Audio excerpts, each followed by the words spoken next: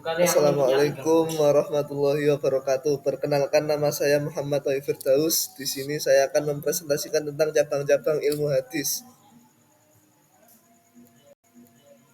Cabang ilmu hadis yang pertama yakni ilmu rijalul hadis, yaitu ilmu yang membahas secara umum tentang hal ihwal kehidupan para rawi dari golongan sahabat, tabi'in, dan tabi'it tabi'in.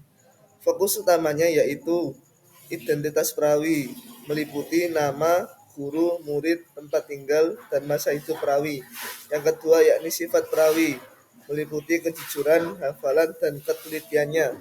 Yang ketiga adalah keterhubungan sanad, apakah perawi tersebut bertemu langsung dengan gurunya.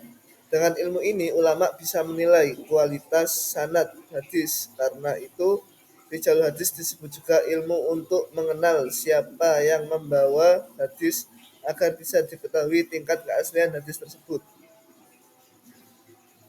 Cabang ilmu kedua adalah ilmu jarh wa ta'dil, yakni ilmu yang membahas pribadi hadis dari sisi penilaian, apakah mereka dapat diterima atau ditolak riwayatnya.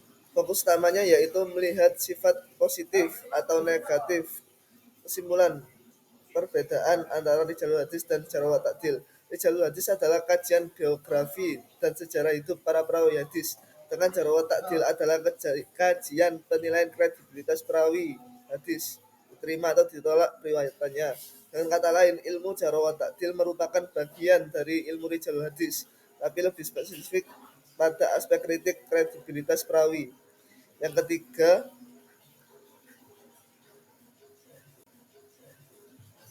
ketiga adalah ilmu gharibul hadis, yakni ilmu yang membahas tentang lafaz-lafaz matan hadis yang sulit dipahami karena jarang sekali lafaz itu digunakan atau karena nilai sastranya yang sangat tinggi. Yang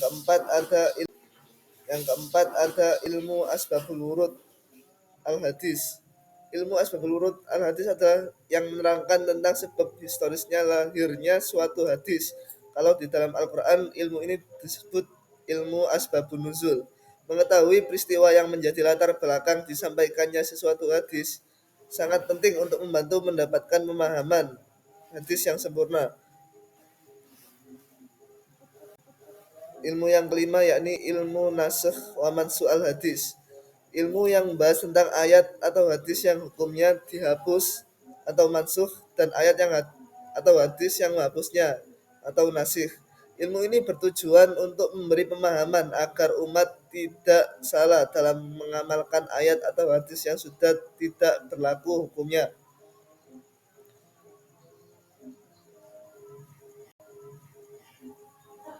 Kemudian ada ilmu mukhtalaful hadis.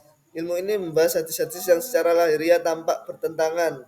Ia berusaha menjelaskan, mengompromikan, dan menentukan mana yang lebih kuat. Mukhtalaf sendiri berarti tampak berbeda atau bertentangan.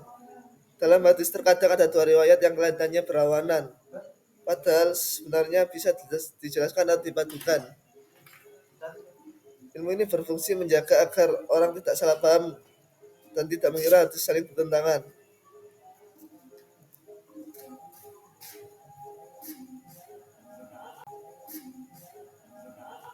Kemudian ada ilmu ilal al-hadis, adalah cabang ilmu hadis yang membahas tentang ilal al-hadis, tentang cacat atau kelemahan tersembunyi dalam hadis yang tidak tampak secara lahiriah tetapi bisa mempengaruhi derajat keabsahannya.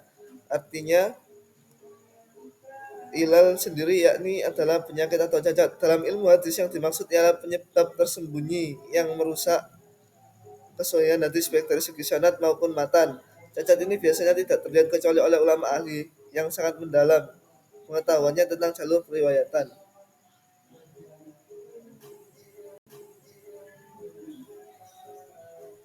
Sekian dari saya, kurang lebihnya saya mohon maaf yang sebesar-besarnya. Allahumma fiq ila aqwamit thoriq. Assalamualaikum warahmatullahi wabarakatuh.